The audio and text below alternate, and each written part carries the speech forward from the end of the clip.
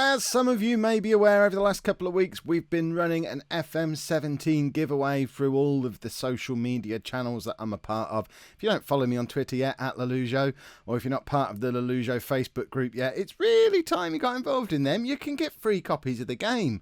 But we have got a winner. In the end, we had 987 entries, and the winner was entry number 879, Sam F. He's already had his email. He's already got his game. So congratulations to Sam. Thank you very much to everybody who entered, everybody who shared the competition around, everyone who introduced someone in new to the channel. In fact, on the back of that, we need to announce the next giveaway.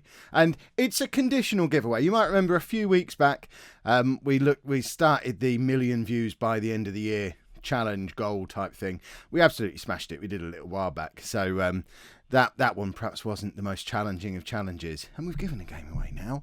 But there's a new challenge. This time, next copy of FM17 that I give away is going to be if we hit 10,000 subscribers by New Year's Day. Now, I've had a look at the stats.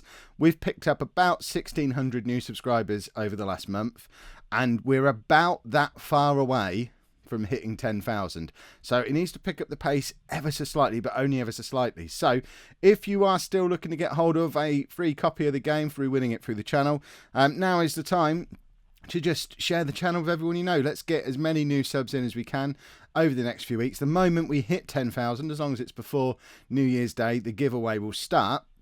And then we'll announce the winner on New Year's Day. So it might be that the actual entries are only open for a couple of days, in which case, those of you who watch the videos every day and know when it starts, you've got more of a chance at winning. So thank you to everyone who entered the last one. Thank you to everyone who already spreads the word and shares the good name of Lollujo around the internet. So now we just it's do the same job again. Let's get us up to 10,000 subscribers by the end of the year, and we'll give away another copy of the game, which I think puts us up to 5 or 6 given away since the game came out in November. So that's not bad going, is it?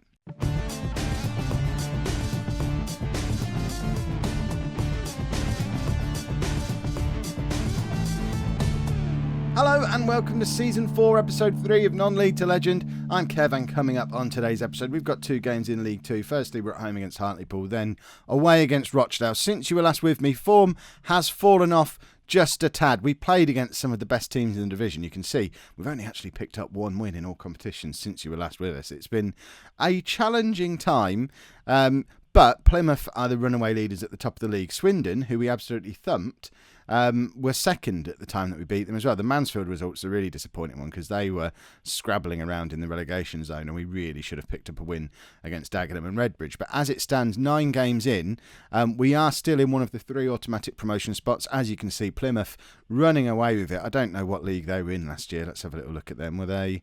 Oh, blimey, they finished 16th in our league last year. So they actually finished below us last season. They've obviously done some rather impressive business over the summer. But that's who we need to catch. But really, at the start of the season, playoffs, it would beat the board expectations. So we don't need to run away with the league title. We had that nice little spell at the start of the season where we were winning lots of games. It's not been working so well since then. So we need to make sure we're not in the middle of a big slump. I mean, I know results haven't been great, but I think we have excuses for them. You know, we've played Leeds, we've played Arsenal under 23s, we've played 2 of the best teams in the division.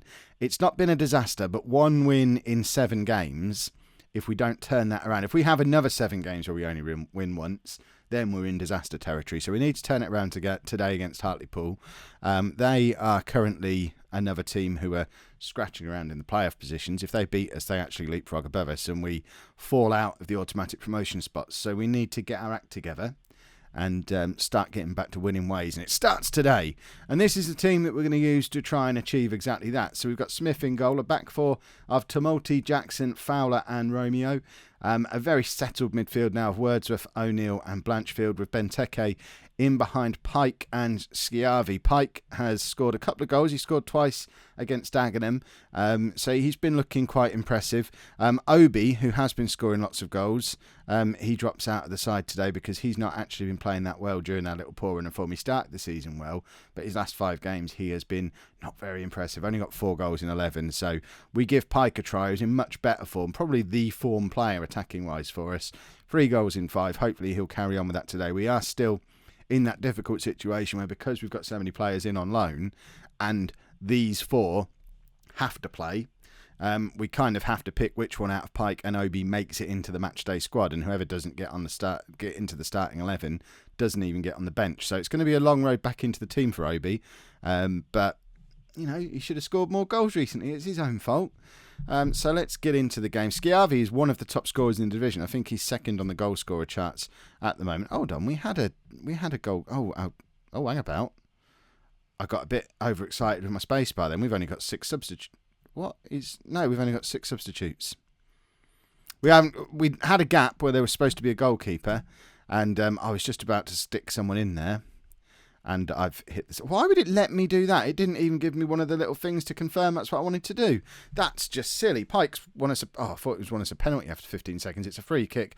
Blanchfield, I'm not really sure why he took it. Wordsworth has been a bit of a demon with the free kicks this season. I would have preferred to see him take it, but I guess maybe I've got Blanchfield on free kicks from the left-hand side of the pitch because he's right-footed. Perhaps that's something we need to have a little fiddle with. Certainly Wordsworth's on anything on the right-hand side of the pitch because of his demon left foot.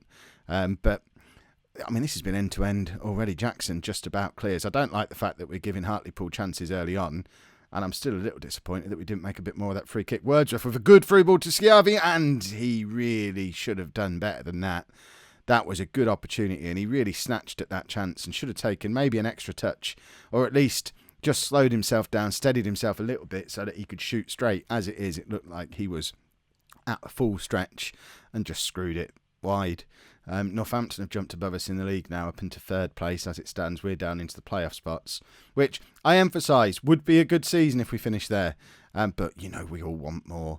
Right, we've got some good football going on here again. Pike, I like the way he drops deep, and he dropped deep, found himself some space, tucks it across to Schiavi. He picks up his 7th goal of the season. I like the fact that he's the top scorer because he's actually our player. The other 2 we've been partnering him with are both here on loan.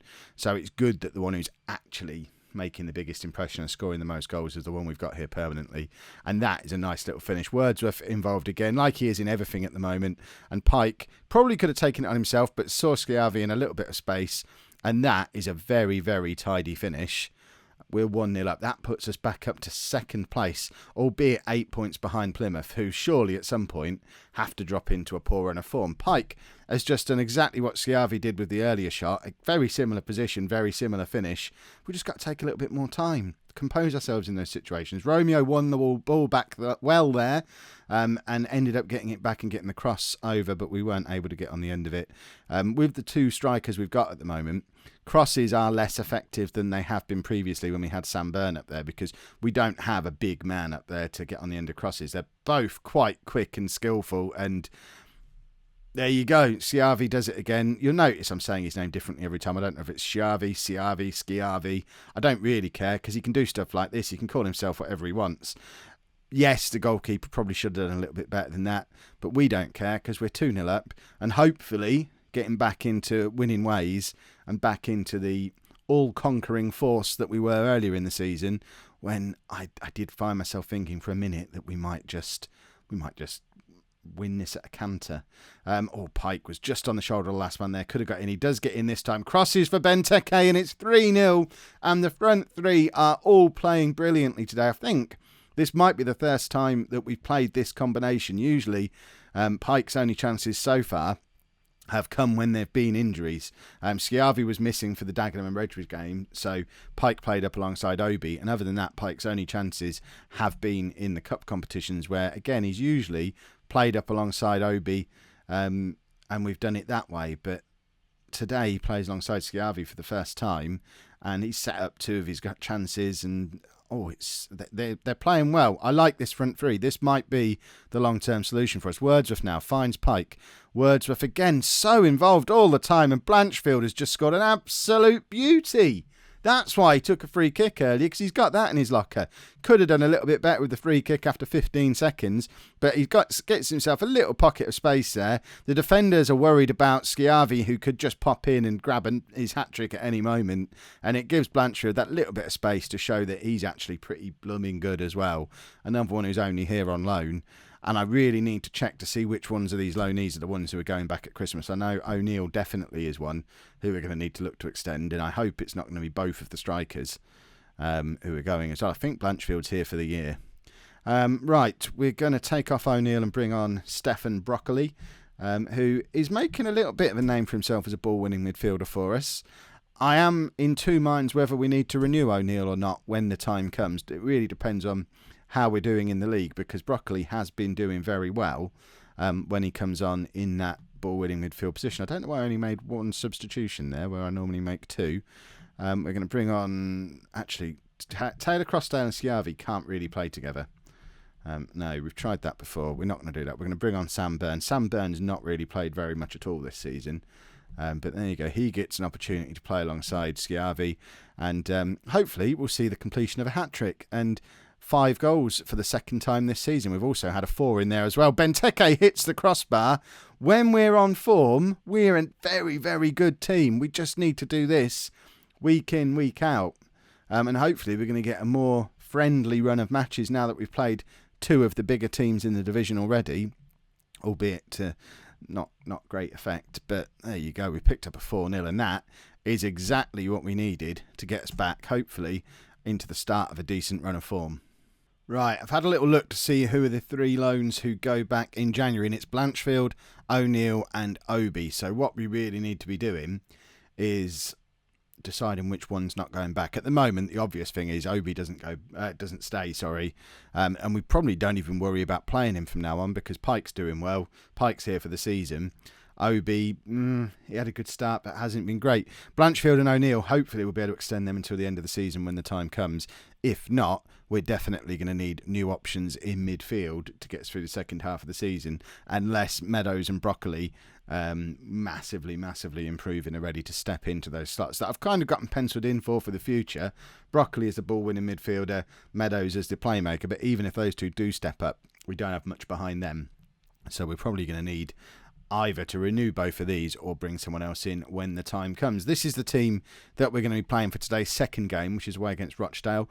Plummer comes in at centre-back at the expense of whoever was there before. Who is our other centre-back? What is the lad who was on loan? What's his blooming name? The George Fowler. There you go. I knew we had another player. So I want to see Obi and Pike together. So that's why Plummer comes in. We've got a little bit of strength and depth at the back now. So today, Mr. Centre-back Fowler can be the one who misses out. We play Plummer and Jackson together at the back, which means Obi can come in up front at the expense of Schiavi, who can have a little bit of a rest. I know he's been in good form, but I want to see these two together again. And I don't want to break Schiavi too soon. And I'm determined to make this front two work. So I know that's probably a silly decision, but we've got 3 games in 6 days, I think, at the moment. This is the second of them, and we've got another one coming up at the weekend against... I can't remember. I want to say Colchester, but I don't see them in this division. Unless it's a cup game? No, it's too early for cup games. We're definitely playing somebody. I just don't remember who.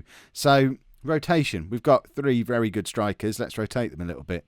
And Schiavi can always come on if it looks like we're going to be desperately in need of him later in the match.